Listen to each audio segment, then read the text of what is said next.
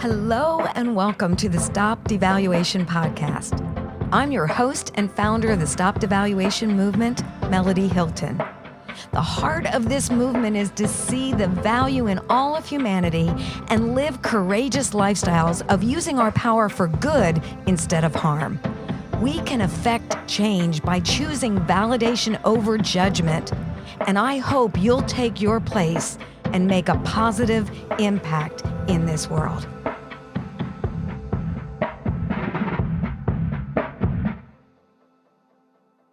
When you meet a successful person, you immediately assume life had to be easier for them. They had greater opportunities, and they could never relate to the obstacles that so many others have faced. Marcus Dygert's story reveals hardship from childhood throughout his young adult life, more heartbreaking than most of us could ever imagine, yet he has overcome. Marcus not only became successful in business, but now travels nationally and internationally, valuing others and bringing hope.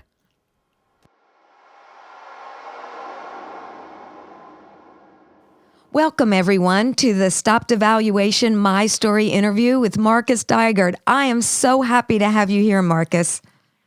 I'm so glad to be here with you, Melanie.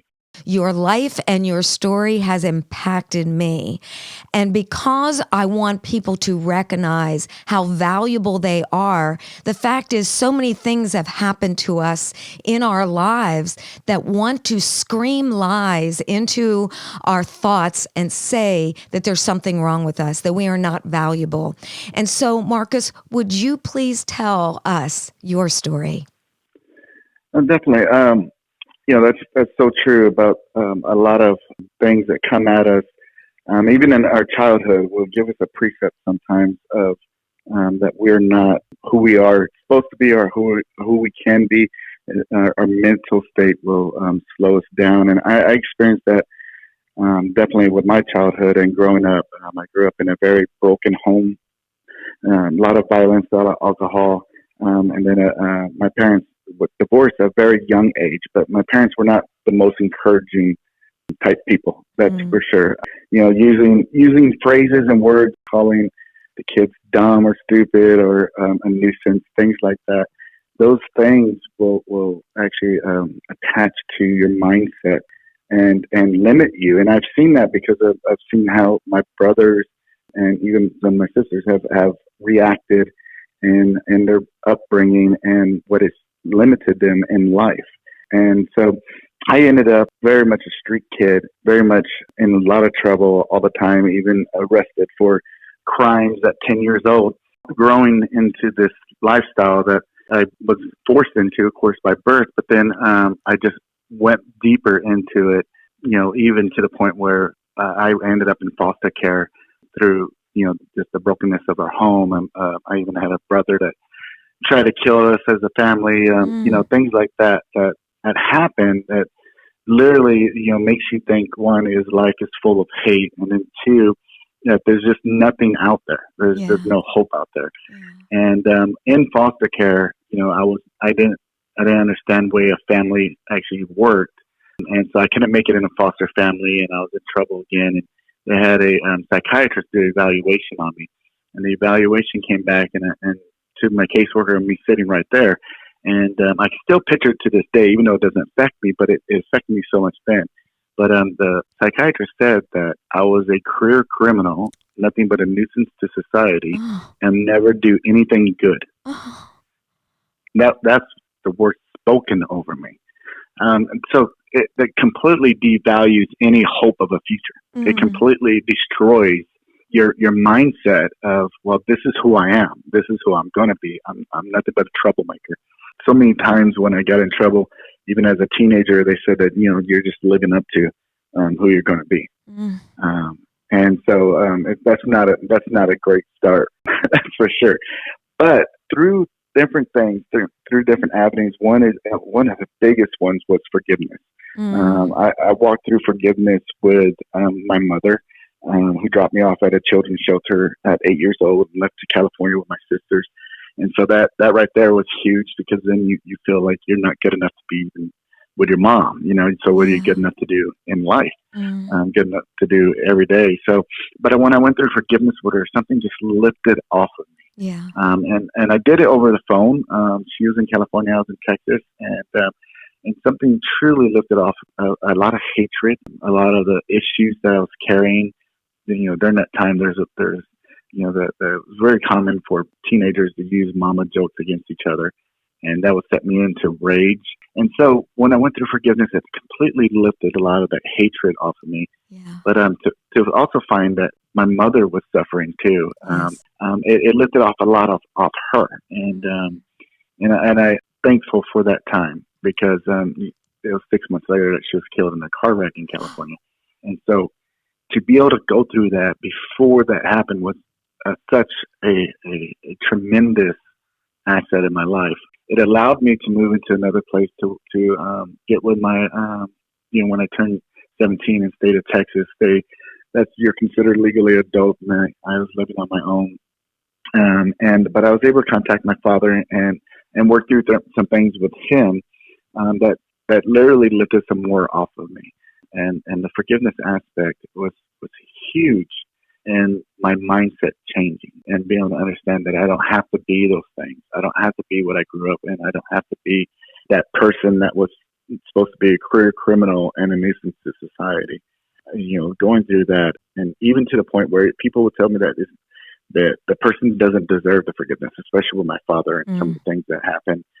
Even family members tell me that he doesn't deserve. He's telling me he doesn't deserve forgiveness, and I was like, no, we all deserve to know that we can get past things. Yes. We can change. We can move into a different place, and so that's what I was doing through this process.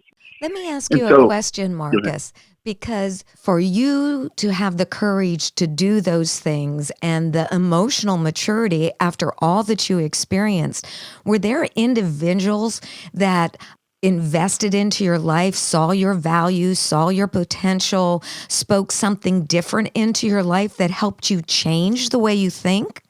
there was a few individuals that did impact my life during this time. One was an attorney, actually. Mm. She saw that I was living on the streets. I was living in a storm drain tunnel, and said something could be done with this kid. And she's the one that sought out my father and got me in a place to be able to go into a private foster care system.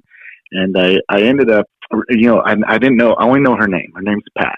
Mm. But I don't know anything else about her, but it always stuck with me, still sticks with me today, is that someone saw a situation and said something can be done here to alter this life.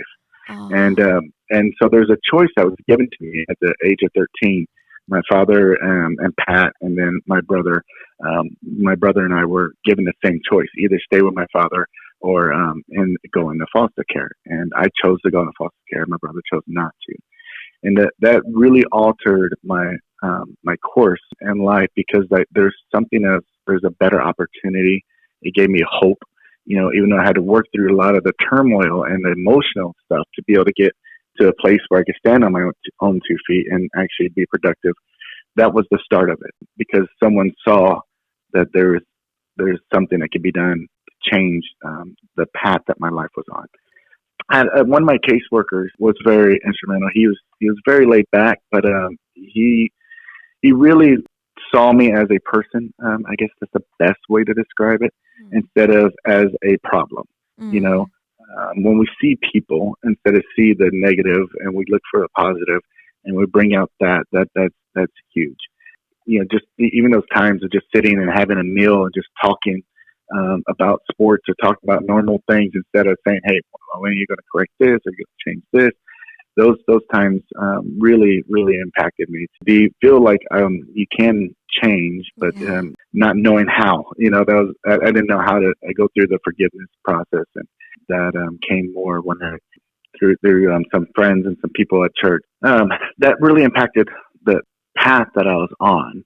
Going into the foster care system, I, even with the families that didn't work out, even through some of the hard times, those moments where people took a chance on me did impact me. When I was 18, I was working at a steel factory. One of the owner there gave me an opportunity, and saw that there's potential in me beyond of what I was doing. What I was doing, I was just packaging and making orders ready.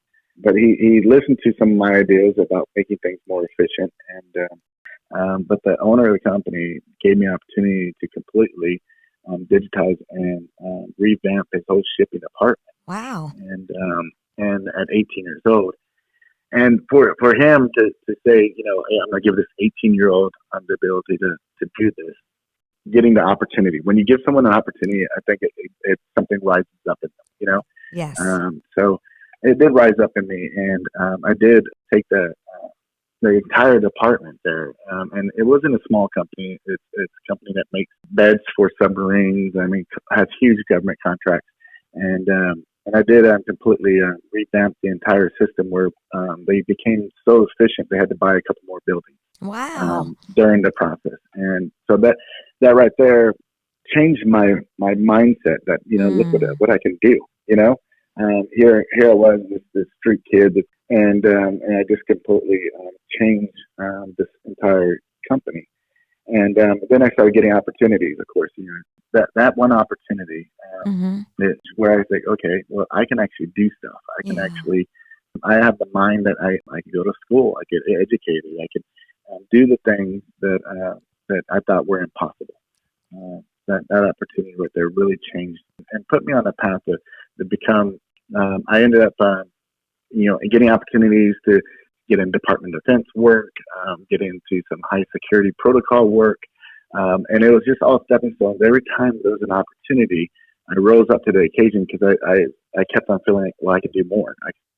So it changed everything. And everything you overcame gave you courage to overcome something greater and advance and increase, and then your self-confidence and beginning to see not just valuing yourself, but valuing what you bring to the table.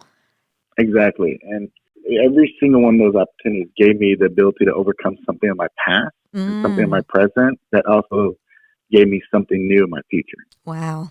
So tell me about how you began to generate value in others then and now. Yeah, definitely.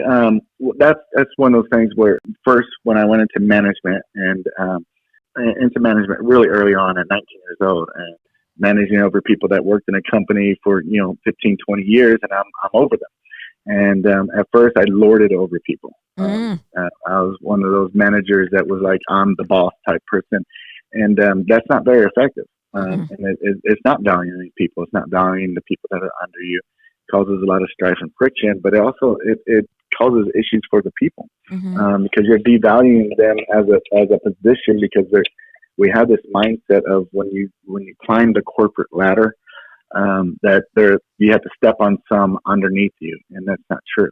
You don't have to step on people to rise up. Actually, you rise up better by helping people out. So what I started doing is started looking for, people, what are their strengths? Instead of looking at negative and calling out negative all the time, I started looking at strengths because I knew it made me feel good when people said I did something good and they acknowledged my strengths. So I started looking for what are people's strengths and started praising them for their strengths and also applying more of their position towards their strengths.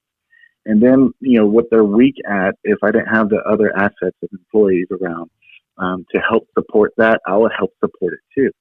And one of the things, I trained a lot of project managers across the United States over the last decade and a half. And one of the biggest things I tell them as a manager, it's not for you to just be a boss over somebody. Right. It's for you to look at how they can become of value to your project, but then also how you can help lift them up in those areas that they're weak in. If you're not lifting up people in those areas they're weak in, if you're not helping them become stronger, then you're not managing. So one of the ways that really hits home for me about how to value somebody is I was working a project and I'll go out to all the different areas, and every time I see somebody, I look for ways is out there, and something drew me to him, the way he reacted, because I saw that he didn't feel value. And something drew me to him. But I would go out there a couple times a week, and sometimes I'd take him a meal. I don't know why. It just felt like I should take him a meal. and take him a hot meal. And it really started impacting him. Here's this 48-year-old crying, and I asked him, I was like, "What's wrong?" And you're the first person that's ever seen me as a human. Wow. 48 years old, and all of his life, he's been seen as nothing but an issue or a problem, not a person, not someone that could be valued enough that you spend enough time and take out of your way just a few times a month. That's all I did. And I'll never forget that moment, how he values somebody, changed their complete life. Yes. And so now, today, what I like to do a lot of, but one of the great ways to value people is just when you're out and about looking at their names. I do it at the grocery store, especially, before we could go to restaurants, but at restaurants, when you have a waiter or a waitress, look at their name tag or ask them their name if they don't have a name tag. I do that a lot. And it shocks people when you use their name. Just using someone's name when they're supposed to be there to quote unquote serve you, it values them. Yes. It changes their perspective. It changes their attitude. Just to say, okay, hi Walter. It shocks them. Like at the grocery store, they all have name tags. You say their name, they look at you like, do I know you? And then they realize that they have a name tag on, but they're so shocked that anybody ever looks at him and says, you know what, you're worth taking the time of just to say your name. And that's just a way to daily value somebody in our lives. I know we're busy and we're running and going crazy, but we can value people in simple ways. Yes. And not get so focused on the task at hand that we forget that we're working with people. Yes. And people that have real issues and real problems. And you could literally change someone's complete thought process. Even people that feel so devalued, so lost, that they want to commit suicide. Yes. And one person says, hey, how are you doing today? And it changes their path because they're valued. And really, that's how you're living your life. And as you travel, you even travel to the nations of the earth. And as you do that, you just simply value those you come into contact. And it begins to shift the way they think about themselves. And it helps to bring healing. Definitely. Well, Marcus, I want you to know I honor you. I celebrate you. You are a gift to the world. You're a gift to so many. And I know a lot of other stories that you have, but you've invested into those that even they said academically couldn't be success, but you believed in them and they became a success. There's just so many things that you've done throughout your life.